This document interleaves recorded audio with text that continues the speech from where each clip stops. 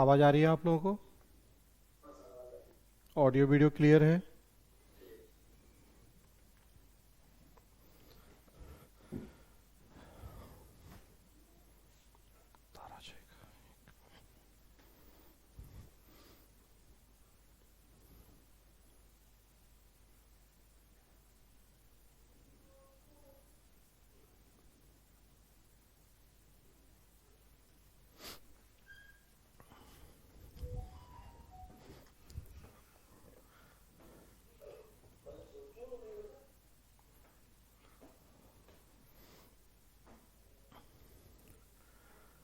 चले तो शुरू करते हैं हम लोग।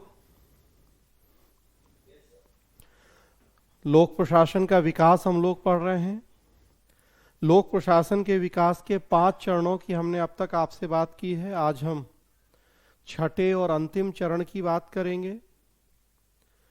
छठा चरण, जिसका समय है 1991 से टिल नाउ, या इसको हम नाम देते हैं लोक प्रशासन और LPG, public administration and LPG. तो वास्तव में जो ये लोक प्रशासन के विकास का छठा चरण होगा, ये एलपीजी की नीतियों के कॉन्टेक्स्ट में हम बात करेंगे कि पब्लिक एडमिनिस्ट्रेशन पर क्या इम्पैक्ट डाले एलपीजी ने, पब्लिक एडमिनिस्ट्रेशन के सामने क्या चैलेंज खड़े किए एलपीजी ने। थोड़ा सा हम ये देखेंगे कि एलपीजी क्या है और तब फिर क्या इम्पैक्ट है उनका, क्या नेचर चेंज हुआ है पब्लिक एडमिनिस्ट्रेशन का एलपीजी के आने से, और क्या चैलेंज आए हैं। तो आज इसी मुद्दे पे हम लोग बात करेंगे। तो लोक प्रशासन का विकास आज कंप्लीट करेंगे, छठा और अंतिम चरण, और एलपीजी के प्रभाव, चुनौतियां, इनकी चर्चा होगी। तो देखें यहां स्क्रीन पे आप, लोक प्रशासन के विकास का छठा चरण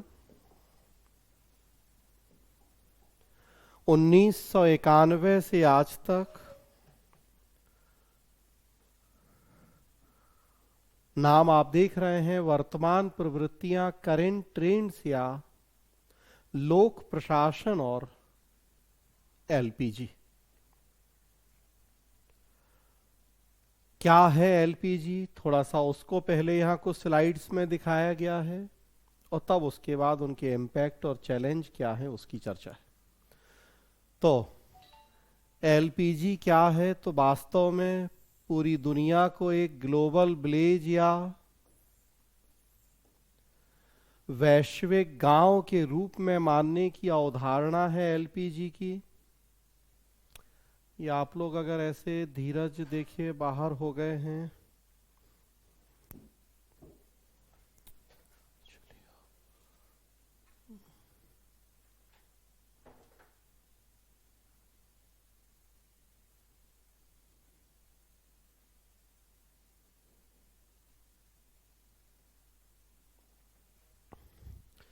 चलिए कोशिश करें कि बार बार अब आप लोग अंदर बाहर ना हो, दिक्कत हो जाएगी फिर क्लास।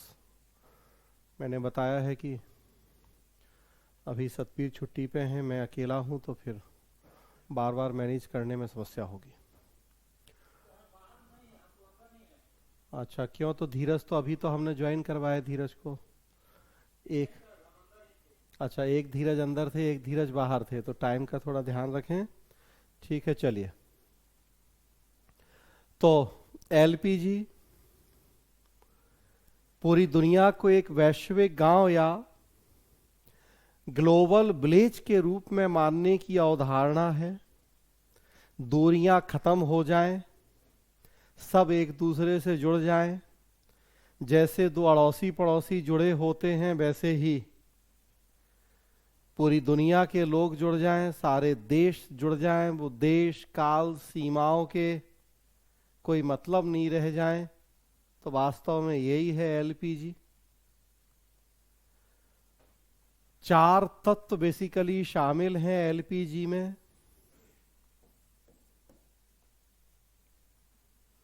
क्या स्क्रीन पर दिख रहे हैं आपको?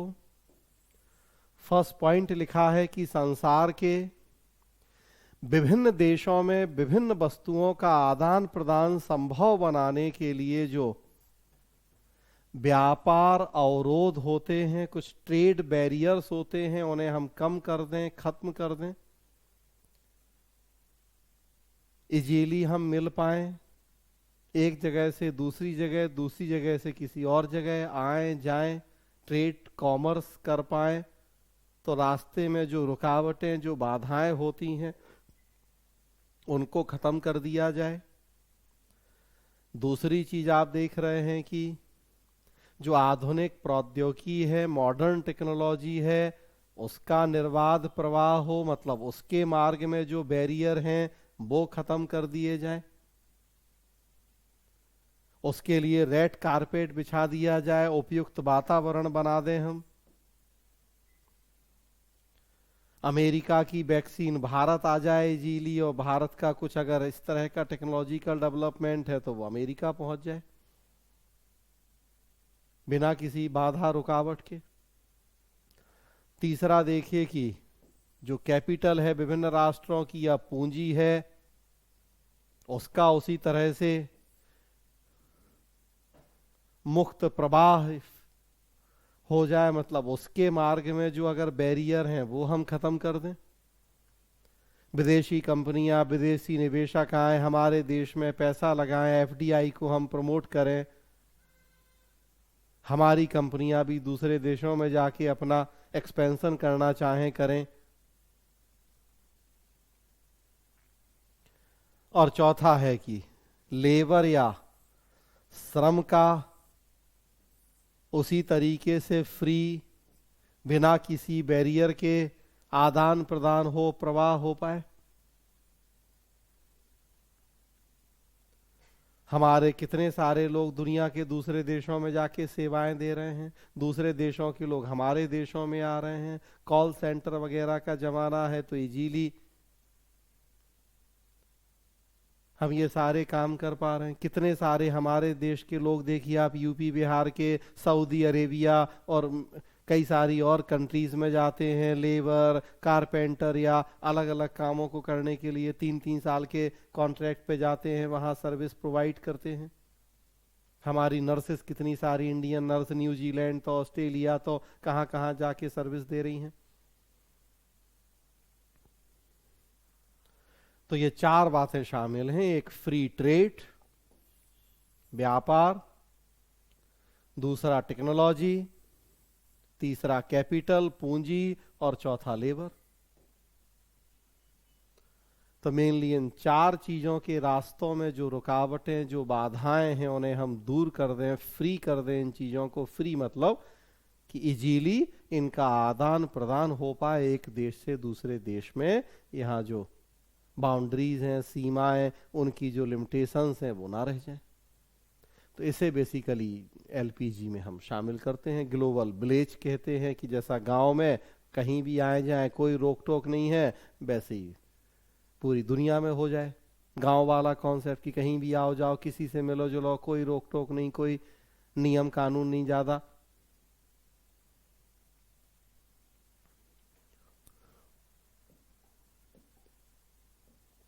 अब उसमें 3 अलग अलग टर्म है, थोड़ा थोड़ा सा उन तीनों को देखें। एल पी जी, वो तो ओवरऑल हमने बात की, अब तीनों को आप सेपरेटली देखें। तो सबसे पहला है एल, लिबरलाइजेशन या उदारीकरण, मतलब है नियम कानूनों का लचीलापन, फ्लेक्सिबिलिटी। दूसरे शब्दों में कठोरता तथा नियंत्रण के स्थान पर उदारता बरतना। बहुत रिजिड ना हो हम, बहुत कठोर ना हो हम, बल्कि फ्लेक्सिबल हो जाएं। जैसी सिचुएशन, जैसी परिस्थिति हो, उसके अकॉर्डिंग तेजी से डिसीजन लें और काम करें। काम करना महत्वपूर्ण हो, ना कि रूल्स रेगुलेशंस को फॉलो करना। लकीर का फकीर बनने का कोई मतलब नहीं है। आदमी मर रहा है, मरता रहे, हम तो वही जो रूल है वो फॉलो करेंगे। पहले एफआईआर लिखवाओ, पहले कॉपी लाओ, तब डॉक्टर कहे हमें हाथ लगाएंगे, इलाज करेंगे, तब तक मरी जाए बेचारा। तो ऐसे नियम किस काम के? तो फ्लेक्सिबिलिटी होनी चाहिए। यहाँ वही बात कर रहे हैं हम कि ट्रेड हो, लेबर हो, टेक्नोलॉजी हो, उन सब में भी हम वो फ्लेक्सिबिलिटी अपनाएं। भाई अल्टीमेट पर्पस क्या है कि गरीबी ना रहे, अनएम्प्लॉयमेंट ना रहे, कोई भूखा नहीं मरे। अब वो टाटा रोटी खिला दें और या बिल गेट्स खिला दें रोटी, अल्टीमेट पर्पस तो यही है ना कि कोई भूखा नहीं सोए। हम कहें नहीं हमारी देश की सरकार ही खिलाएगी तभी, नहीं तो मर रहा है तो मर जाए भूखा, तो ऐसा थोड़ी। तो ये फर्स्ट डे से हमने बात की कि अब पब्लिक एडमिशन का मीनिंग इसीलिए बदल दिया हमने, उसका इसको बदल दिया इसीलिए कि जनता का है तो अब जो करे। तो उतनी फ्लेक्सिबिलिटी हो हम में कि हम स्वीकार कर पाए इन बातों को, समय परिस्थिति के अकॉर्डिंग अपने आप को ढाल पाए, अप टू डेट कर पाए।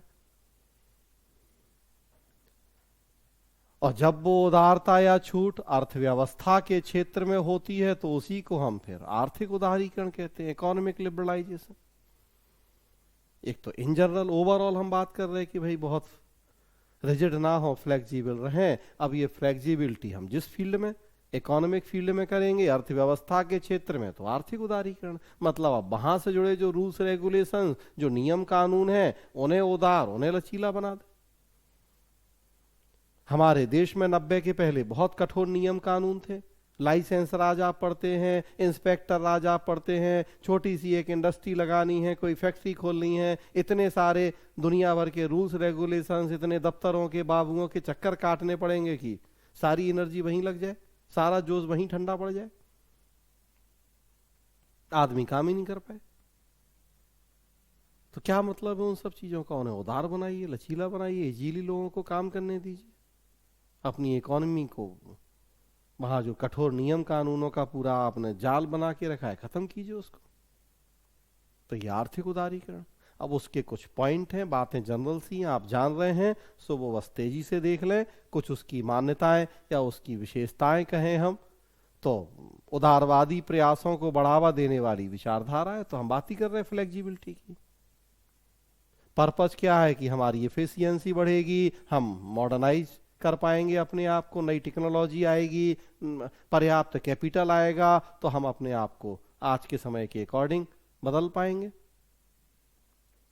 देखिए राज्य या सरकार की जो ट्रेडिशनल रोल, परंपरागत भूमिका है, हम उसे रीडिफाइन करेंगे, पुनः परिभाषित करेंगे। सो ऑलरेडी हमने बात की है कि कैसे रोल चेंज हो गया है सरकार का, लोक प्रशासन का, रीडिफाइन कर दिया है हमने उसके रोल को। उसके रोल को हमने कम या खत्म कहीं नहीं किया है, केवल पुनः परिभाषित कर दिया है। अगला पॉइंट देखिए, वही लिखा हुआ है आपके सामने कि सरकार की भूमिका समाप्त नहीं होगी, हाँ बस जनहित और राष्ट्र हित में अधिक कुशल बना देंगे हम, भूमिका चेंज कर देंगे हम उसकी। चप्पू की जगह चालक, खिलाड़ी की जगह अंपायर वाली भूमिका, लेकिन भूमिका ना कम हुई है ना खत्म हुई है, चेंज हो गई। यह विचारधारा मानती है कि सरकार infrastructure development, social welfare, regulatory कार्य, बस ये काम करे सरकार। बाकी इकोनॉमी के जो अदर एरियाज हैं, अन्य क्षेत्र हैं, वो प्राइवेट कंपनियों के लिए खोल दे। तो हमने देखा कि अब सरकार एमटीएनएल, बीएसएनएल के रूप में फोन सेवाएं दे, इसका क्या मतलब है? फोन सेवाएं देने के लिए 10 प्राइवेट कंपनियां हैं, रिलायंस है, जियो है, एयरटेल है, वोडा है, वो तैयार हैं, तो वो काम उनको करने दो। सरकार गरीबों को रोटी खिलाए, वो नहीं करेंगे एयरटेल रिलायंस वाले तो, और वो भी कर दें तो हम मना नहीं कर रहे, बहुत अच्छी बात है, वो भी गरीबों को रोटी भी खिला दें तो बहुत अच्छा। नहीं तो वो काम सरकार करे, सरकार रिजर्वेशन दे एससी एसटी को, वो नहीं करेंगे ये प्राइवेट वाले काम। तो ऐसे काम जो प्राइवेट वाले नहीं कर रहे वो करे सरकार, तो सोशल वेलफेयर करे सरकार, इंफ्रास्ट्रक्चर करे सरकार, पुलिस करे सरकार, रेवेन्यू कलेक्शन करे सरकार। तो इस तरह के काम सरकार करे, जो काम प्राइवेट सेक्टर कर सकता है, एफिशिएंटली कर सकता है, वो उनको दे दे। और देखिए वही है, बाध्यकारी नियंत्रणकारी प्रावधान कम कर दिए जाएं, मतलब नियम कानूनों को घटाइए, कम से कम कीजिए। जितने कठोर नियम कानून बनाते हैं आप, जितने ज्यादा नियंत्रण लगाते हैं, क्या दुष्परिणाम होता है उसका? चोरी, भ्रष्टाचार। बिहार में शराबबंदी हुई, लोग कह रहे हैं लेकिन कहाँ शराबबंदी, सब हर आदमी जिसको पीना था अभी भी पी रहा है। बस अंतर क्या हो गया कि पहले 100 की मिलती थी, अब 200 की मिल रही है। पीने वालों ने बंद थोड़ी किया है। दिल्ली में मास्क नहीं पहनेंगे 2,000 रुपए जुर्माना, तो क्या होगा उससे पुलिस वालों का, कमाई बढ़ गई। पहले चालान होगा 500 रुपए, आदमी दे देगा, अब 2,000 तो आदमी देगा नहीं, अब सेटल करेगा कि यार 500 ले लो छोड़ दो। मतलब पहले तो 500 सरकार को मिलता, अब कुछ नहीं मिलेगा, अब बस केवल 100 200 500 दे के अब छोड़ने वाला। अब 100 ही रुपया चालान है तो 100 में कौन कहेगा कि नहीं यार इसमें अब 10 रुपए ले लो कि 20 रुपए ले लो, 50 बच जाएगा। लेकिन 2,000 में सब कहेंगे कि 500 में सेटल हो जाए कि 200 में सेटल हो जाए, तो तुम्हारा भी फायदा हमारा भी फायदा, घाटा सरकार का होगा, करप्शन बढ़ जाएगा, चोरी बढ़ जाएगी। तो ऐसे कठोर नियम कानून बढ़ाने का क्या मतलब है इस तरह के।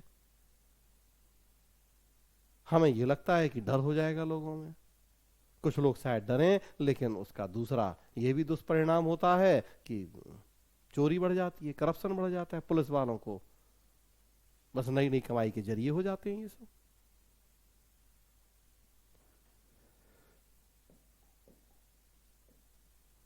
कुछ और बातें वही कि जो सरकारी मशीनरी है, जो एक्सपेंडिचर है,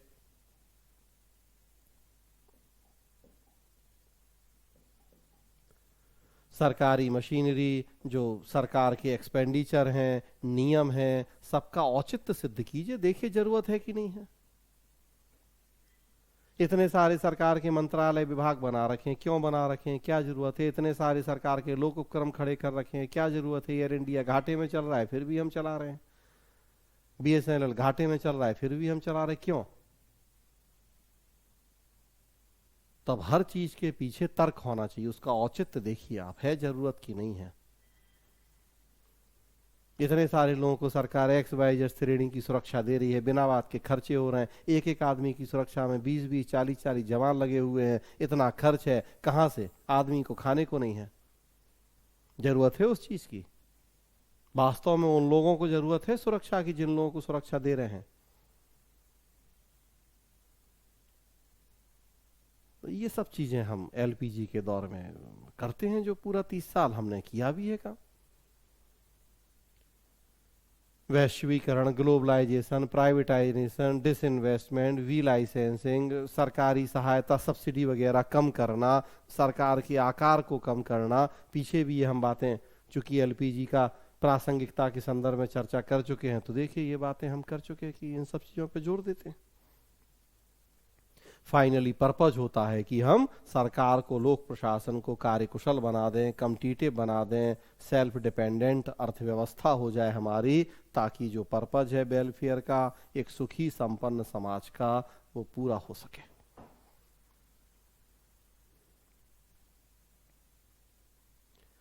तो ये बेसिकली उदारीकरण है, एयर लिबरलाइजेशन। G आगे है पहले, तो G देख लीजिए, G ग्लोबलाइजेशन, वैश्वीकरण। वैश्वीकरण वह प्रक्रिया जिसमें विश्व बाजारों के मध्य पारस्परिक निर्भरता उत्पन्न हो जाती है, हम अपनी अर्थव्यवस्था को विदेशी कंपनियों, विदेशी निवेशकों के लिए खोल दें, अपनी अर्थव्यवस्था को विश्व अर्थव्यवस्था के साथ मिला दें, तो ये वैश्वीकरण है, ग्लोबलाइजेशन।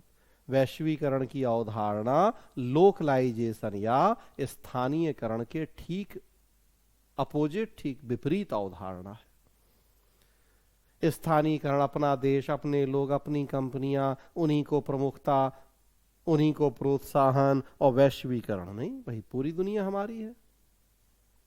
अल्टीमेट गोल हमने कहा क्या है कि भाई कोई गरीब भूखा नहीं सोए। अब ये काम जो कर सकता है करे, ऐसा नहीं कि वो काम हमारे देश का ही कोई करेगा तभी, हमारे राज्य का कोई करेगा तभी, भाई कोई भी करे जो आने में करने में सक्षम हो इस काम को।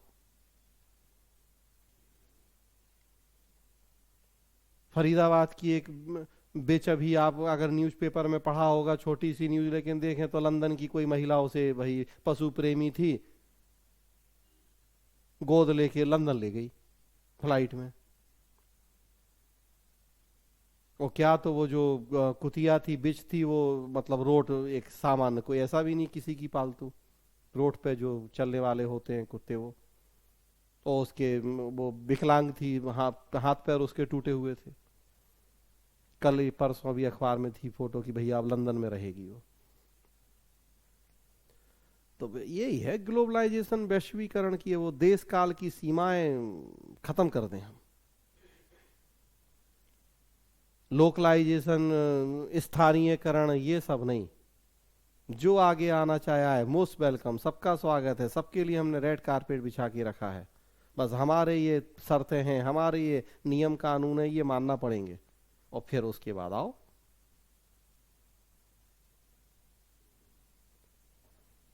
दूसरे शब्दों में देखिए आप, विश्व का एकाकार हो जाना, वही मिल जाए हम आपस में एक दूसरे से, दूरियां घट जाएं, बाधाएं खत्म हो जाएं, सिमट जाएं बाधाएं, बस यही है ग्लोबलाइजेशन, विश्वव्यापीकरण। मल्टीनेशनल कंपनीज का रोल बढ़ जाएगा, एमएनसीज का, बहुराष्ट्रीय कंपनियों की भूमिका बढ़ेगी इसमें। अमेरिका की कंपनियां भारत आएंगी, भारत की कंपनियां अमेरिका जा सकती हैं तो जाएंगी, चाइना, ब्रिटेन, कोरिया, दुनिया भर की कंपनियां आ रही हमारे देश में आएंगी। हमारा फायदा है कि भाई नई टेक्नोलॉजी मिलेगी, जो पीछे बात कर रहे हैं, कम पैसे में मिल जाएगी, नई टेक्नोलॉजी होगी, पैसा कम होगा, क्वालिटी ज्यादा मिलेगी, कंपटीशन ज्यादा होगा। केवल हमारे देश की कंपनियां जैसा जो मर्जी देती, हमारी मजबूरी थी, अब ऐसा नहीं है, हमारे पास ज्यादा विकल्प हैं।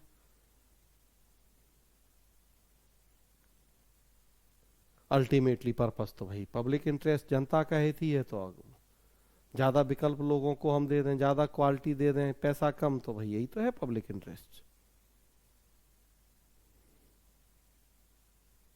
नुकसान भी है इन सब बातों के, वो अभी आगे देखेंगे फिर हम, क्या चैलेंज भी हैं इनके कुछ। तो ये है ग्लोबलाइजेशन। और तीसरा है प्राइवेटाइजेशन या निजीकरण। दो अर्थ हैं उसके, वही एलपीजी, तीनों जुड़े हैं आपस में। उदारीकरण के लक्ष्यों को प्राप्त करने का एक ये मीन्स, एक जरिया है, एक नैरो व्यू भी है और एक ब्रॉड व्यू भी है, संकुचित अर्थ और व्यापक अर्थ।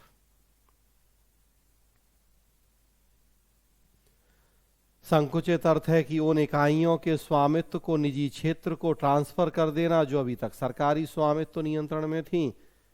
एयर इंडिया, बीपीसीएल वगैरह को हम बेच दें, प्राइवेट कंपनियां जो लेना चाहें ले लें, तो ये हो गया प्राइवेटाइजेशन। और व्यापक अर्थ है कि विभिन्न आर्थिक गतिविधियों में निजी क्षेत्र की भूमिका में फर्दर हम उत्तरोत्तर वृद्धि करें। तो संकुचित अर्थ तो केवल ये है कि जो 200, 250, 300 पीएसयू हैं, पब्लिक सेक्टर अंडरटेकिंग्स हैं, एक एक करके उन्हें हम प्राइवेट कंपनी को बेचें, डिसइन्वेस्टमेंट करें, खत्म। लेकिन व्यापक अर्थ कह रहा नहीं, उतना ही नहीं है, जो भी हमारी सोशियो इकोनॉमिक एक्टिविटीज हैं उनमें हम धीरे धीरे प्राइवेट कंपनीज का रोल बढ़ाएं। तो वो शिक्षा भी हो, वो स्वास्थ्य भी हो, वो एग्रीकल्चर भी हो, वो इंडस्ट्री भी हो, वो जितने सेक्टर हैं इकोनॉमी से जुड़े हुए, सब में हम प्राइवेट कंपनीज की भूमिका बढ़ाएं। भाई कृषि बिल वगैरह आए तो हमने कैसे उसमें प्राइवेट कंपनीज की भूमिका बढ़ाने की बात कर रहे हैं, तो वो भी तो प्राइवेटाइजेशन ही है। तो संकुचित अर्थ में बस ये हो गया कि लोक उपक्रमों को प्राइवेट कंपनियों को बेच रहे हैं। व्यापक अर्थ नेचुरल सी बात है, व्यापक है, ये ओवरऑल कह रहा है कि जो भी हमारे इकोनॉमी से जुड़े जितने सेक्टर हैं उन सबको धीरे धीरे हम प्राइवेट कंपनीज के लिए खोलें। उन प्राइवेट कंपनीज में केवल हमारे देश की ना हो, विदेशी भी हो, तो वो वैश्वीकरण है। और जब ये देशी विदेशी कंपनियां आए, उनके लिए हम अपनी इकोनॉमी खोल रहे हैं, तो नियम कानून आसान बना दें ताकि इजीली वो आ पाए, ये उदारीकरण है। तीनों एक दूसरे से जुड़े हुए कॉन्सेप्ट हैं। एलपीजी,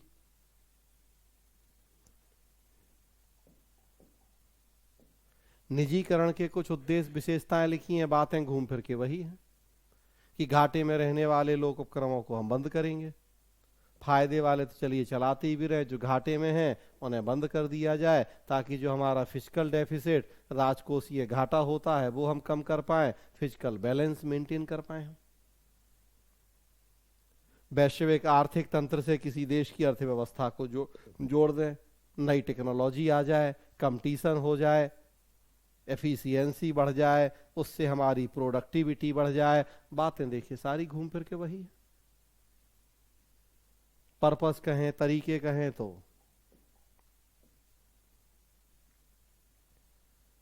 सरकार के राजस्व में बढ़ोतरी हो जाए,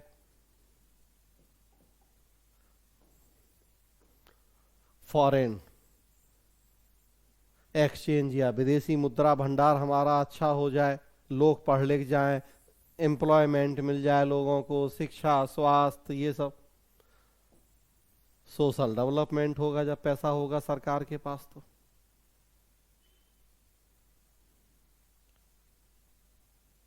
अधिकाधिक विकल्प, हमने कहा कि अब एक ही दो कंपनियों के ऊपर निर्भर नहीं रहे हम, ढेरों कंपनियां, ढेरों विकल्प हमारे पास रहें, ताकि हमें कम कीमत पे बेस्ट क्वालिटी की सर्विस, गुड्स मिल जाए। ये सब निजीकरण के पर्पस। तो ये तो एलपीजी क्या है। अब देखिए कि एलपीजी का क्या प्रभाव पड़ा है पब्लिक एडमिनिस्ट्रेशन के ऊपर। जो ये विकास का छठा चरण है 1991 से आज तक। पांचवें चरण की हमने बात की थी कल आपसे, समय था 71 से 90, नाम था वैल्यू ओरिएंटेशन या मूल्य उन्मुखता का काल। उसमें हम देख रहे थे कि कैसे न्यू पब्लिक एडमिनिस्ट्रेशन ने विल्सन के डाइकोटोमी के कॉन्सेप्ट को मानने से मना कर दिया था। पॉलिसी मेकिंग, नीति निर्माण में प्रशासन की भूमिका स्वीकार की गई थी, लेकिन डेवलपमेंट एडमिनिस्ट्रेशन और न्यू पब्लिक एडमिनिस्ट्रेशन की कुछ कमियां रह गई थी, तो उनको आलोचना शुरू हो गई थी, वो अपने उद्देश्य पूरे नहीं कर पाए थे। एलपीजी आया था, रोल बैक शुरू हुआ था स्टेट का। 88 में सेकेंड मिन्नोब्रुक कॉन्फ्रेंस हमने बुलाई थी और डिटेल डिस्कशन हुए थे वहां की अब क्या फ्यूचर होगा लोक प्रशासन का। ये पांचवा चरण, और बस अब वहीं से आगे फिर ये छठा चरण है। 80s में अमेरिका, ब्रिटेन जैसे देशों में एलपीजी की नीतियां आई थी, रोल बैक शुरू हुआ था, और हम जानते हैं कि 90s में डेवलपिंग कंट्रीज ने भी अब इन नीतियों को अपनाना शुरू कर दिया था। जुलाई 1991 में हमने न्यू इकोनॉमिक पॉलिसी के माध्यम से एलपीजी की नीतियां अपने देश में अपना ली थी।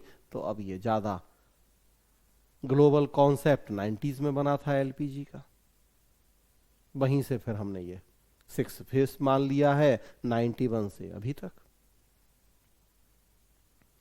तो लगभग 30 साल का समय हो गया है। बहुत सारे प्रभाव, बहुत सारी चुनौतियां दिख रही हैं हमें इन एलपीजी की नीतियों की। क्या प्रभाव, क्या चुनौतियां हैं, तो कुछ तो अब तक ऑलरेडी हम आपसे बात कर चुके हैं। अब तक जो भी जितने टॉपिक हमने पढ़े हैं, तो एक बार उन्हीं को रिकॉल करेंगे, और फिर जो और बातें हैं जो आगे हम अभी टाइम टू टाइम जरूरत के अकॉर्डिंग पढ़ते रहेंगे, तो वो कुछ चीजें अब तक हम पढ़ चुके हैं कि एलपीजी ने लोक प्रशासन पर क्या प्रभाव डाले हैं, क्या चेंज हुए हैं एलपीजी के आने की वजह से। तो देखिए यहां स्क्रीन पे कई सारे पॉइंट हैं कि जब एलपीजी की नीतियां आई, लोक प्रशासन के अर्थ पर, उसके क्षेत्र, उसके स्वरूप पर क्या प्रभाव पड़े एलपीजी की नीतियों के। सबसे पहला टॉपिक हमने पढ़ा लोक प्रशासन का अर्थ, और लोक प्रशासन के अर्थ में हमने बात की थी एक ट्रेडिशनल अर्थ या जो बिफोर एलपीजी अर्थ था लोक प्रशासन का, और दूसरा मॉडर्न व्यू या नया अर्थ जो आजकल का मतलब वही था एलपीजी के दौर में।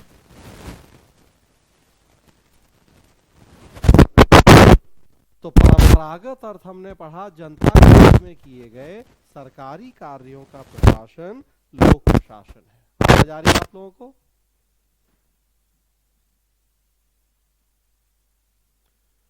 परंपरागत अर्थ हमने पढ़ा जनता के हित में किए गए सरकारी कार्यों का प्रशासन लोक प्रशासन। लेकिन आधुनिक अर्थ की हमने बात की कि वर्तमान समय में लोक प्रशासन का सरकारी नहीं बल्कि सार्वजनिक होना जरूरी है।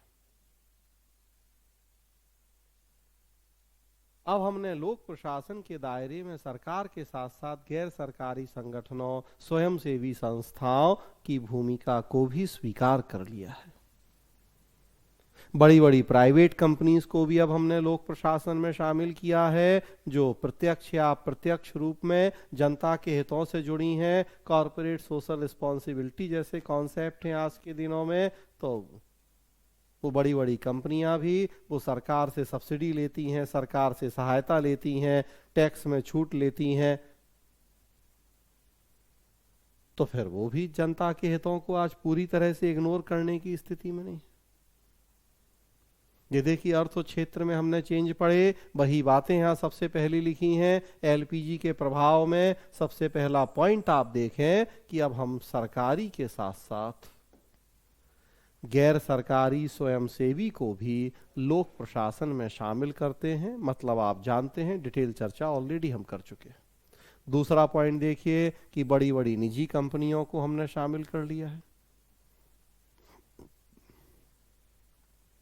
तीसरा आप देखिए उसी का परिणाम है कि अब सरकारी नहीं बल्कि सार्वजनिक कार्यों का प्रशासन लोक प्रशासन है। पहले हम देखते थे कि गवर्नमेंट ऑर्गेनाइजेशन है या नहीं, गवर्नमेंट वर्क है या नहीं, अब हम देखते हैं कि पब्लिक। जो काम हो रहे हैं वो कितना लोगों के लिए हो रहे हैं, समाज के कितने बड़े वर्ग को प्रभावित कर रहे हैं, तो अगर सार्वजनिक है तो लोक प्रशासन है। और देखिए जब एलपीजी की नीतियां आई, roll back of the state हुआ, लोक प्रशासन की प्रासंगिकता, उसकी यूटिलिटी, उसके रेलिवेंस पे क्वेश्चन मार्क लगा दिए गए कि हम इसी तरीके से प्राइवेटाइजेशन करेंगे, हम रोल बैक करेंगे गवर्नमेंट का, गवर्नमेंट इंस्टीट्यूट्स का, तो बहुत जल्दी फ्यूचर में इनका रोल तो खत्म हो जाएगा। लेकिन हमने ये भी पढ़ा कि प्रासंगिकता पे प्रश्न चिन्ह जरूर लगे, लेकिन लोक प्रशासन की प्रासंगिकता में कोई कमी नहीं आई। अभी भी लोक प्रशासन की प्रासंगिकता उतनी ही बनी हुई है। हाँ, इतना जरूर है कि समय और परिस्थिति बदली तो उसके नेचर में चेंज जरूर हो गया है। तो स्वरूप में परिवर्तन हो गया है। क्या परिवर्तन? तो खिलाड़ी की जगह अंपायर, एक्टर की जगह डायरेक्टर, चप्पू की जगह चालक। तो देखिए ये चीजें तो ऑलरेडी हमने बात की। धीरे धीरे बहुत सारी चीजें अब आगे पढ़ेंगे, कई और कॉन्सेप्ट, कई और बहुत सारे टॉपिक जो एलपीजी से जुड़े होंगे। कुछ बातें ऐसी होंगी जो एलपीजी के पहले भी थी, अब भी हैं, उनका नेचर बदल गया है। कुछ बातें ऐसी होंगी जो एलपीजी के पहले थी ही नहीं, वो आई एलपीजी के दौर में है। तो दोनों तरह की चीजें यहां होंगी। जैसे ये देखिए आप, अगला पॉइंट है रेगुलेटरी अथॉरिटीज या नियामकीय प्राधिकरणों की भूमिका बढ़ गई है एलपीजी के आने के बाद। मतलब थी पहले भी, पहले कम थी, एलपीजी की नीतियों के आने के बाद इस तरह के इंस्टीट्यूट्स की, इस तरह के ट्रिब्यूनल्स की भूमिका बढ़ गई है, इस तरह की अथॉरिटीज की भूमिका बढ़ गई है। ट्राई से वीरडा जो हमने एक्टर की जगह डायरेक्टर वाली बात की है, वही है ये ट्राई से भी, ये एग्जाम्पल हमने लिए, ये रेगुलेटरी अथॉरिटीज है। एलपीजी की नीतियां आई, प्राइवेटाइजेशन हुआ, कंपटीशन बढ़ाया गया, तो अब जो बहुत सारे ये कंपटीटर हैं, खिलाड़ी हैं, उनके कामों गतिविधियों को रेगुलेट करने की जरूरत पड़ी, तो रेगुलेटरी अथॉरिटीज की जरूरत बढ़ गई।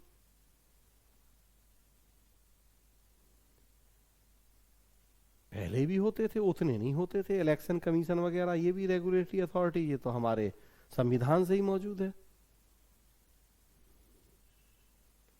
पहले अगर 2 थे तो आज 20 हो गए हैं, तो इनका रोल बढ़ गया है। और देखें तो पब्लिक प्राइवेट के बीच का अंतर कम हो गया है आफ्टर एलपीजी। अब जो भी ये हम बातें कर रहे हैं, आफ्टर एलपीजी हम बातें कर रहे हैं। एक बार देखिए, हमने पढ़ा है लोक प्रशासन के विकास का द्वितीय चरण था, सेकेंड फेज 27 से 37, तब लोक और निजी को एक माना गया था, वो जो यूनिवर्सल कुछ प्रिंसिपल आए थे उनकी वजह से। और फिर आफ्टर एलपीजी हम देखते हैं कि फिर लोक और निजी के बीच का अंतर कम हो रहा है, या इनके बीच की समानताएं बढ़ती जा रही हैं। कैसे वो एक, अब ये सारे अब सेपरेट डिफरेंट टॉपिक होंगे जो हम अभी पढ़ेंगे। रेगुलेटरी अथॉरिटीज हैं, पब्लिक प्राइवेट एडमिनिस्ट्रेशन है, वो अब हम अपने सिलेबस के अकॉर्डिंग चीजें फिर पढ़ेंगे आगे।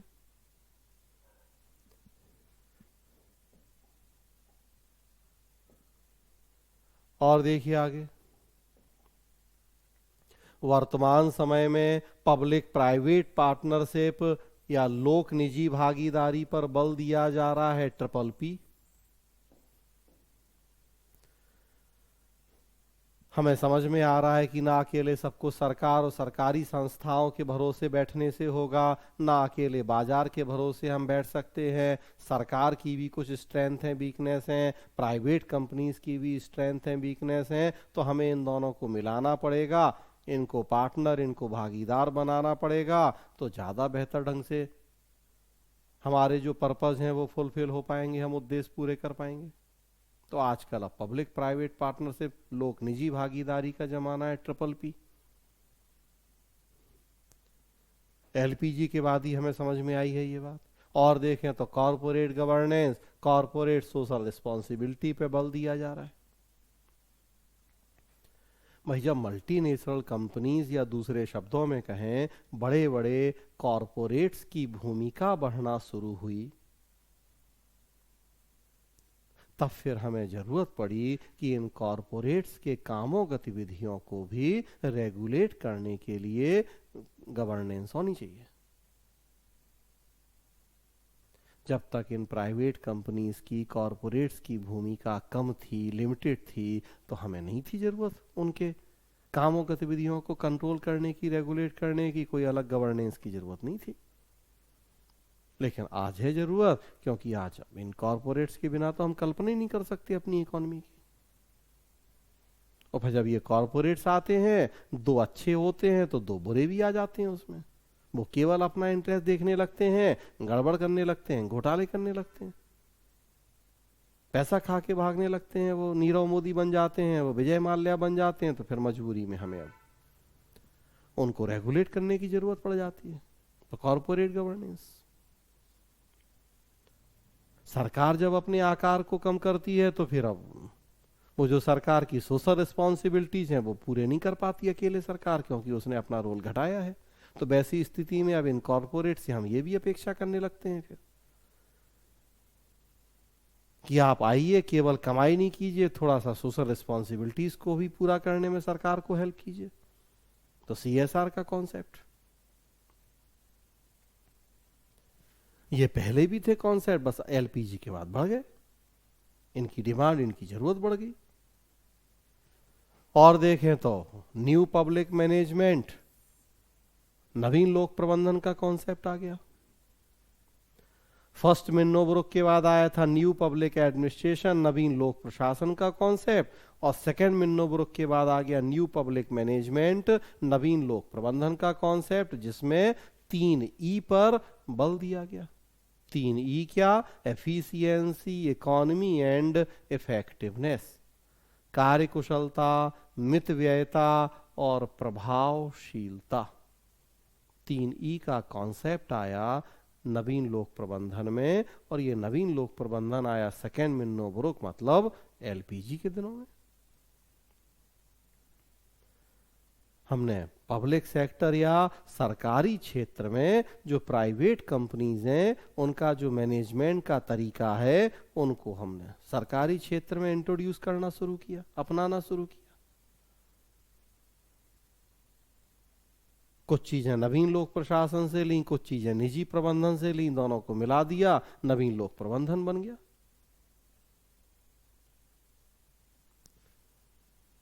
बाजार प्रतिस्पर्धा को प्रोत्साहित कर रहे हैं तो पीछे ही देख रहे हैं हम कि आज अब जो गवर्नमेंट की मोनोपोली होती थी, सरकार का एकाधिकार होता था, उसे खत्म किया गया। मार्केट कंपटीशन को हमने प्रोत्साहित किया, तो एलपीजी में देख ही रहे हम ये चीज, ज्यादा से ज्यादा विकल्प उपलब्ध करवा दो लोगों को ताकि लोग अपनी इच्छा से चूज करें कि किस कंपनी से कौन सी सर्विस चाहिए नहीं चाहिए। उसको हम नाम देते हैं पब्लिक चॉइस थ्योरी या लोक चयनवाद का कॉन्सेप्ट। लोगों को संस्थाओं के चयन करने की आजादी मिल जाए, इतने विकल्प उपलब्ध करवा दें हम लोगों के सामने, तो पब्लिक चॉइस थ्योरी, लोक चयनवाद आया। और देखिए गुड गवर्नेंस का कॉन्सेप्ट 1992 में वर्ल्ड बैंक ने कॉन्सेप्ट दिया। वर्ल्ड बैंक की report I governance and development, शासन और विकास के नाम से, उसमें गुड गवर्नेंस का कॉन्सेप्ट दिया। विश्व बैंक ने कहा कि अगर हमसे लोन चाहिए है तो हमारी कुछ शर्तें माननी पड़ेंगी। उन्हीं शर्तों को हमने कलेक्टिव रूप में गुड गवर्नेंस कह दिया, सुशासन। Accountability, transparency, rule of law, human right protection, इस तरह की कुछ बातें उसमें शामिल की गई। मानवाधिकार संरक्षण, पारदर्शिता, जवाबदेही, सत्यनिष्ठा, इस तरह की बातें।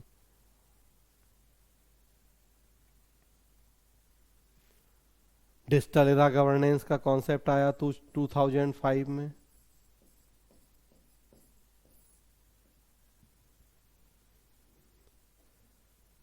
ई गवर्नेंस, और ई गवर्नेंस का थोड़ा सा और broad concept digital era governance.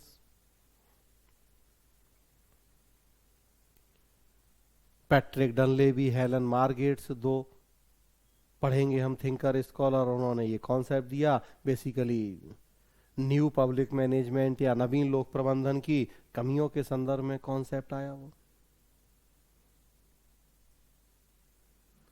तो अब जैसे डिजिटल एरा गवर्नेंस का कॉन्सेप्ट है, ये बिफोर एलपीजी था ही नहीं, आया ही आफ्टर एलपीजी। लेकिन कॉर्पोरेट गवर्नेंस ये बिफोर एलपीजी भी था, उतना पॉपुलर नहीं था, पॉपुलर आफ्टर एलपीजी हुआ है। रेगुलेटरी अथॉरिटीज पहले भी थे, उतने पॉपुलर नहीं थे जितने अब हो गए हैं।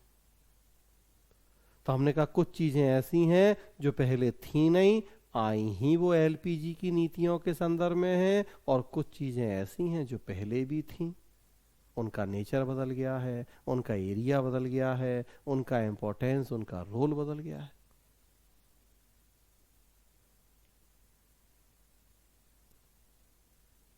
बहुत सारे थिंकर्स की देखिए हम थोड़ा थोड़ा सा बात करके आए। एफ.डब्ल्यू. टेलर ने साइंटिफिक मैनेजमेंट थ्योरी दी, मैक्स वेबर ने ब्यूरोक्रेसी मॉडल दिया, उन सब के ऊपर भी प्रभाव पड़ा। 1910-11 में दिया था टेलर ने वैज्ञानिक प्रबंध सिद्धांत, साइंटिफिक मैनेजमेंट थ्योरी। हम देखते हैं कि वर्तमान समय में उसकी रेलिवेंस बढ़ गई है, उसकी प्रासंगिकता में वृद्धि हो गई है, जबकि जो वेबर का नौकरशाही मॉडल था उसकी प्रासंगिकता कम हो गई है, घट गई है। एलपीजी का प्रभाव है।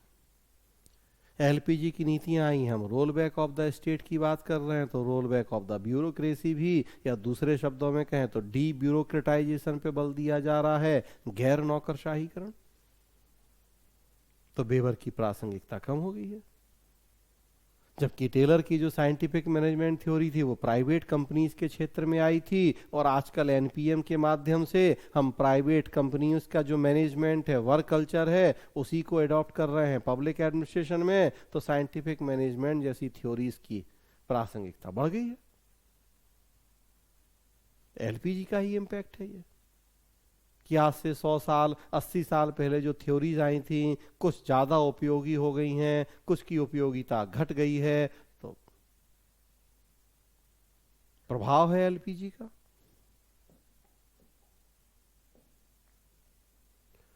कुछ और पॉइंट हैं, चीजें आगे की हैं, पढ़ी जाएंगी पब्लिक एडमिनिस्ट्रेशन में। पद सोपान या हायरार्की जैसे जो सेकेंड फेज में आए थे प्रिंसिपल नियम, कुछ की प्रासंगिकता घट गई है, कुछ की प्रासंगिकता बढ़ गई है।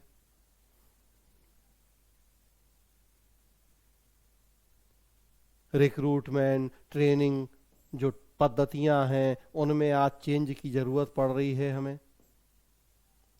सिविल सेवा परीक्षा में जो सुधार हो रहे हैं, सिविल सर्विस रिफॉर्म्स हो रहे हैं, हमारे रिक्रूटमेंट सिस्टम में चेंज हो रहा है, ट्रेनिंग पॉलिसीज हम बदल रहे हैं, सब एलपीजी का प्रभाव है।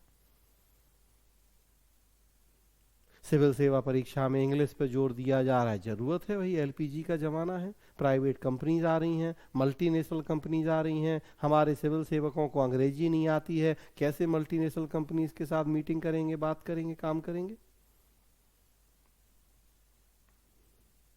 अंग्रेजों के जमाने वाली ट्रेनिंग आज भी अगर हम अपने सिविल सर्वेंट को देंगे, कैसे वो अप टू डेट रहेंगे?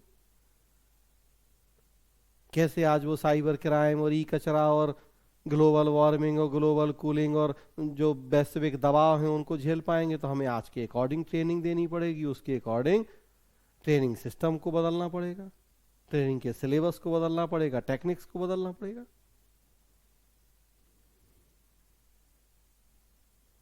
तो ओवरऑल इम्पैक्ट है पब्लिक एडमिनिस्ट्रेशन का, ओवरऑल चेंज देखने को मिल रहे हैं हमें पब्लिक एडमिनिस्ट्रेशन में एलपीजी की वजह से। सरकार की physical policy, monetary policy after LPG, उनमें चेंज किया हमने। एडमिनिस्ट्रेशन में रिफॉर्म्स करने पड़े बहुत सारे हमें, प्रशासन में सुधार, transparency, peoples participation, RTI, e governance, सारी चीजें आप देखिए कि सब ये एलपीजी के कॉन्टेक्स्ट में ही आज जरूरी हो गई हमारे लिए।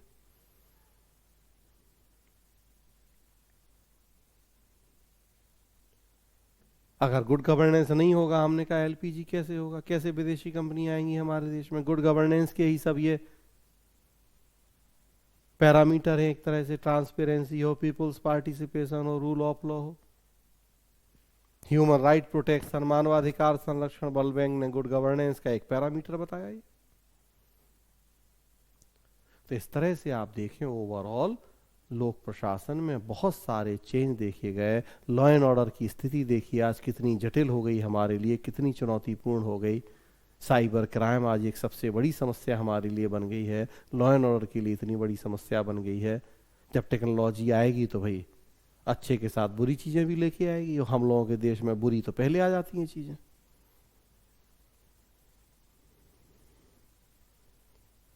तो इन सबको हम शामिल करते हैं, जो ये लोक प्रशासन के विकास का छठा चरण है उसमें, या एलपीजी के जो इम्पैक्ट हैं, प्रभाव हैं उसमें।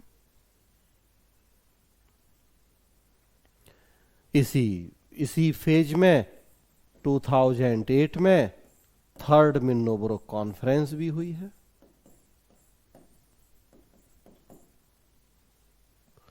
तो हम जानते हैं 68 में फर्स्ट मिन्नोब्रुक हुआ था, 88 में सेकेंड मिन्नोब्रुक, और 2008 में तृतीय मिन्नोब्रुक सम्मेलन हुआ। वो जो हमने लोक प्रशासन का नया अर्थ पढ़ा कि सरकारी नहीं सार्वजनिक कार्यों का प्रशासन, उसी पे मोहर लगाई इस थर्ड मिन्नोब्रुक ने। सामूहिक तौर पे माना कि हाँ अब लोक प्रशासन का परंपरागत अर्थ नहीं बल्कि नया अर्थ होगा, जिसमें सरकारी के साथ गैर सरकारी भी, निजी भी, स्वयंसेवी भी, कोऑपरेटिव्स भी, इन सबको हम शामिल करेंगे। इन सब की नेटवर्किंग होगी, तकनीक जोड़ेगी सबको आपस में एक दूसरे से, तभी जाके हम पब्लिक वेलफेयर का काम कर पाएंगे सही तरीके से, सही मायने में।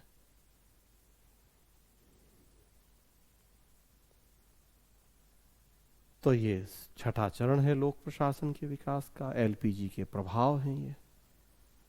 कुछ चैलेंजेस, कुछ चुनौतियां भी हैं एलपीजी की, हम उन सब से आए दिन दो चार हो रहे हैं। तो कुछ वो यहाँ आपके सामने स्क्रीन पे एलपीजी के कुछ चुनौतियां हैं, बातें जनरल सी हैं, हम खुद उन चीज़ों को झेल रहे हैं, देख रहे हैं। पीछे भी हम चर्चा कर चुके हैं कई सारी बातों की, उसमें जो हमने बाजार विफलता पढ़ी थी, लोक प्रशासन की प्रासंगिकता के संदर्भ में बाजार की कमियां, बेसिकली एलपीजी की कमियां, वो मिलती जुलती बातें ही हैं। और ऐसी बातें हैं कि हर आदमी लगभग रोज उन चीजों को देख रहा है, तो जान भी रहा है, समझ भी रहा है। तो देखे कुछ पॉइंट कि असमानता की खाई बढ़ गई है बहुत ज्यादा, उसे मिटाना एक बहुत बड़ी चैलेंज, एक चुनौती है आज पब्लिक एडमिनिस्ट्रेशन के सामने। अखबार आप रोज पढ़ रहे तो देखिए मुकेश अंबानी की संपत्ति इस 8 महीने में कितनी कहां से कहां पहुंच गई, अडानी की कितनी संपत्ति कहां से कहां पहुंच गई, और दूसरी तरफ प्रवासी मजदूर बेचारे भूखे मर रहे।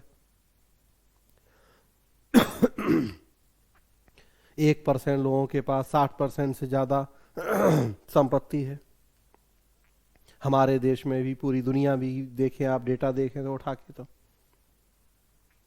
अमीर और अमीर हो रहा है, गरीब और गरीब हो रहा है। पब्लिक एडमिशन के सामने है बड़ा चैलेंज कि कैसे निपटें इससे। निजी क्षेत्र द्वारा जनता का शोषण, सो फिर आप देख रहे हैं प्राइवेट कंपनियों का अपना खेल है। शुरू में लॉलीपॉप दिखाती हैं, जियो ने 6 महीने साल भर तक फ्री इंटरनेट दे के जो लत लगा दी, अब देखिए आज जानकारी होगी आपको बहुत जल्दी, और 20% के आसपास टैरिफ बढ़ने जा रहे हैं। डिमांड तो इतनी है इन लोगों की कि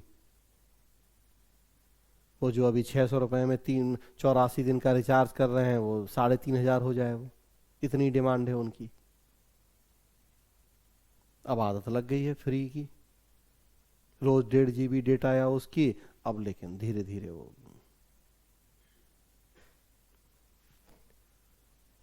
इंटेलेक्चुअल प्रॉपर्टी राइट्स हैं, बौद्धिक संपदा अधिकार, उनकी रक्षा कितनी बड़ी चुनौती है। देखिए इतने सारे चोरी चकारी सब हो रहे हैं ऑनलाइन, दुनिया भर के सारे क्लास नोट्स आप देखिए टेलीग्राम पे पड़े हुए हैं फ्री में या जिस भी तरीके से। तो इंटेलेक्चुअल प्रॉपर्टी राइट्स कोई मतलब नहीं रह गया, हर चीज की पायरेसी, हर चीज की चोरी कॉपी, सब टेक्नोलॉजी का अगर फायदा है नुकसान भी है।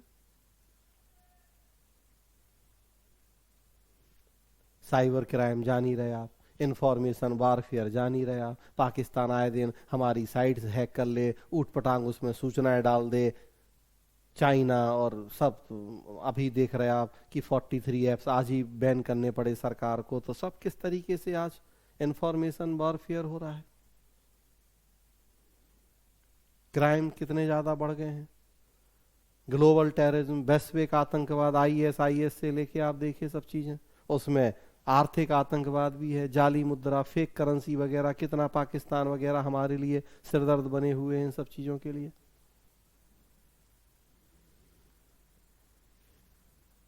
एक ये जरूर एक टेक्निकल टर्म है निर्जातीयता या एथनिसिटी, जो आप में से शायद कई लोगों ने नहीं सुना होगा। ये भी एक बहुत बड़ा चैलेंज हमारे सामने है। एथनिसिटी या निर्जातीयता का मतलब होता है अपनी विशिष्ट पहचान को बनाए रखने की इच्छा। अब वो अपनी विशिष्ट पहचान, वो अपनी भाषा को लेके हो सकती है, वो कल्चर को लेके हो सकती है, वो हमारे जो ट्रेडिशन है उनको लेके हो सकती है, हमारे वैल्यूज को लेके, हमारे खान पान, हमारे रहन सहन को लेके हो सकती है। तो आज है हमें चिंता की नहीं कि बच्चे दाल रोटी नहीं खाना चाहते, बस पिज्जा बर्गर खिला दो उनको। दुनिया भर के पैकेट बंद चिप्स खिला दो उन्हें और वो सब चीजें खिला दो, घर का उन्हें कुछ पसंद नहीं है। ना सब्जियां खानी है, ना फ्रूट्स खाने हैं, बस हर जगह हर पैकेट बंद सब उनको, बस मोमोज तो पिज्जा तो बर्गर तो बस यही चीजें।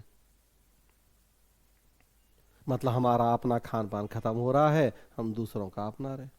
अपने ना दिवाली मनाए, ना होली मनाए, ना दशहरा मनाए, लेकिन उनका वैलेंटाइन डे भी मनाए, उनका क्रिसमस भी मनाए, उनका न्यू ईयर भी मनाए। तो अपनी चीजें, अपने कल्चर को भूल रहे हैं, उनके कल्चर को अपनाते जा रहे हैं। तो ये एक बहुत बड़ा चैलेंज आज हमारे सामने है। ना खान पान हमारा अपना बच रहा है, ना कपड़े लत्ते हमारे अपने बच रहे हैं, ना कल्चर हमारा अपना। सब कुछ धीरे धीरे खत्म हो रहा है। सब कुछ हम मॉडर्न होने के नाम पे उनका, विदेशियों का पश्चिमीकरण, वेस्टर्नाइजेशन कर रहे हैं मॉडर्नाइजेशन के नाम पे। ये एक बहुत बड़ा चैलेंज है। कैसे अपने कल्चर को बचाएं हम, कैसे अपनी जो एक विशिष्ट पहचान है उसको बचाएं हम।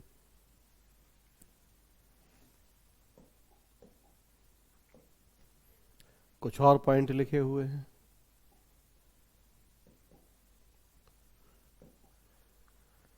व्यापारिक कुचक्रों की समस्या। अमेरिका दादागिरी दिखाएगा, वो ना कार्बन उत्सर्जन कम करे, ना दूसरी चीजें हमारे ऊपर बिना बात का प्रेशर बनाए। चाइना देखिए तो वही हाल है। आंखें दिखाए हमें, अगर हम उसके ऐप्स बंद कर दें कि उसके वस्तुओं पे पाबंदियां लगा दें, वो जो मर्जी सो करें। आरसेप के सदस्य हम नहीं बने, देखिए कैसे इन सब से निपटा जाए। कैसे हम एडमिनिस्ट्रेटिव रिफॉर्म करें जो आज की परिस्थितियां हैं उनके अकॉर्डिंग। कैसे, हमने पीछे भी बात की थी, आगे भी पढ़ते रहेंगे कि इन्वायरमेंट की रक्षा आज एक सबसे बड़ी चुनौती हमारे लिए बन गई है। इतना ज्यादा हमने पर्यावरण के साथ छेड़छाड़ कर दी है, पेड़ काट दिए हैं, नदियों को नाला बना दिया है। कुछ आज प्रकृति प्रदत्त ऐसा नहीं है सुरक्षित जो हमने छोड़ा हो। और कहीं ना कहीं सब एलपीजी है, क्योंकि इतना भाग दौड़, इतना अंधा अनुकरण हो गया है, इतना भौतिकतावाद बढ़ गया है, इन कंपनीज ने बढ़ा दिया है कि उस अंधी दौड़ में बस देखा देखी, दूसरों की नकल, और भाग रहे हैं हम। सस्टेनेबल डेवलपमेंट बहुत बड़ी चुनौती है। अमीर के साथ गरीब की भी चिंता करो। ऐसा नहीं कि केवल आज, आने वाले भविष्य को भी देखो। पानी से जुड़ा हुआ एक वीडियो हमने डाला था आप लोगों को कि देखिए अभी आगे 10-20 साल बाद कितनी बुरी स्थिति पानी के लिए होने जा रही है। तो आज के लिए हम अपने कल को खत्म कर रहे हैं। आने वाली पीढ़ियां गाली देंगी हमें। ना हम पानी छोड़ रहे हैं, ना पेड़ छोड़ रहे हैं, ना पर्यावरण, ना हवा, कुछ नहीं छोड़ रहे हैं हम अपने आगे आने वाली पीढ़ियों के लिए। जिस तेजी, जिस तरीके से हम दोहन कर रहे हैं हर चीज का। सब चुनौतियां हैं। इंटरनेशनल प्रेशर इतने हमारे ऊपर हैं, उसमें हमें अपने नेशनल इंटरेस्ट को देखना है, दोनों के बीच में तालमेल बिठाना है। कैसे करें हम ये सब काम। तो ऐसे बहुत सारे चैलेंज जो इस 20-30 साल में हमें झेलने पड़े हैं, देखने को आए हैं। पब्लिक एडमिनिस्ट्रेशन के सामने चुनौती है कि निपटे इन सबसे बेहतर तरीके से। तभी जाके पब्लिक एडमिनिस्ट्रेशन सफल हो पाएगा। जो वास्तव में जनता के हित का हमारा उद्देश्य है, हम उसको पूरा कर पाएंगे।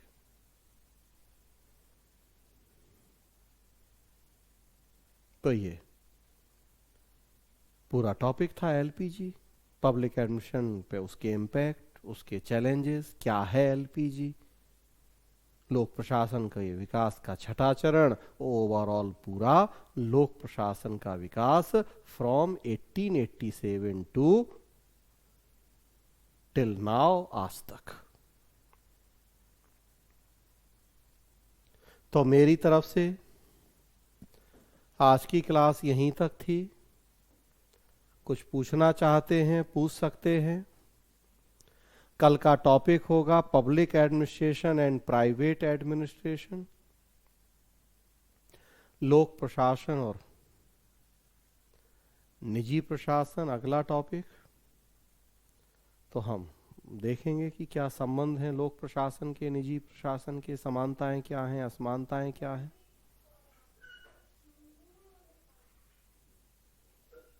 जी, कोई कुछ पूछना चाहता है तो पूछ सकता है।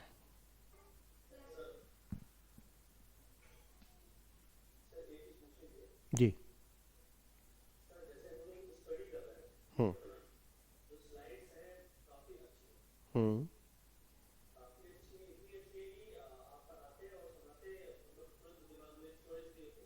हम्म। हम्म।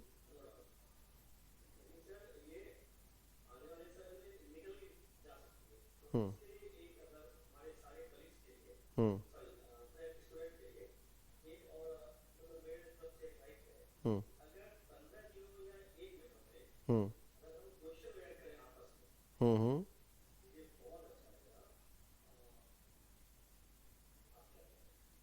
कर सकते हैं, बहुत अच्छी बात है, हम भी करेंगे शुरू, अभी चूंकि शुरुआत है, अभी हम लोगों ने बहुत पढ़ा नहीं है, हम भी करेंगे। बाकी ये बिल्कुल आप लोग कर सकते हैं, ग्रुप पूरा हमने बनाई दिए, इसीलिए व्हाट्सएप ग्रुप आप लोग अपना उसमें कीजिए, पढ़ाई लिखाई संबंधी जो भी आपके डिस्कशन है कीजिए।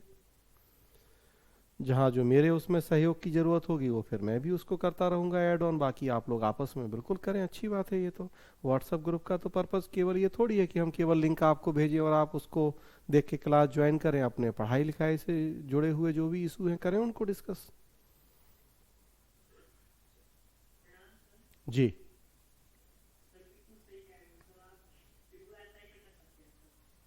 तो कीजिए, उसमें तो हमारी तरफ से ओपन है भाई, हमने कभी देखिए इसीलिए ऐसा नहीं किया उसमें कि केवल एडमिन ही मैसेज सेंड कर सकता है, आप सारे लोगों के लिए ओपन है वो चीज़ें कि आप लोग उसमें, हम तो चाहते ही हैं कि भाई आपस में जुड़िए एक दूसरे से आप लोग। जी।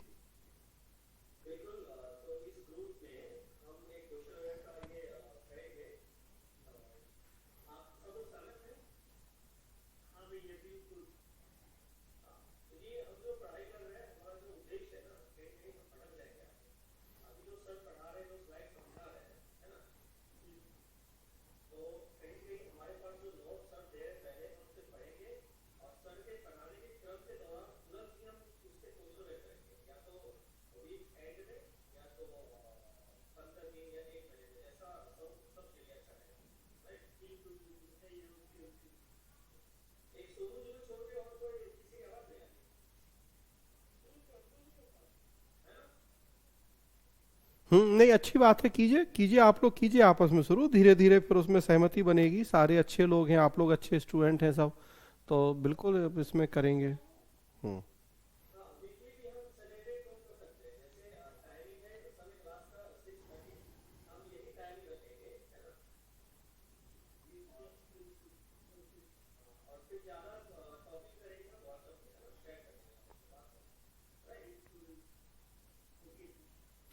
चलिए ठीक है, तो फिर आज हम यहीं रोक रहे हैं।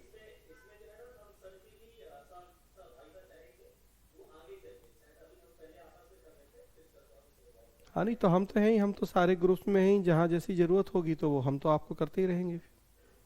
जी। चलिए ठीक है, तो आज फिर यहीं बंद कर रहे हैं मीटिंग, आप लोग जा सकते हैं, कल हम लोग मिलेंगे, अगले टॉपिक पे बात करेंगे, चलिए। जी। जी आप लोग भी। जी।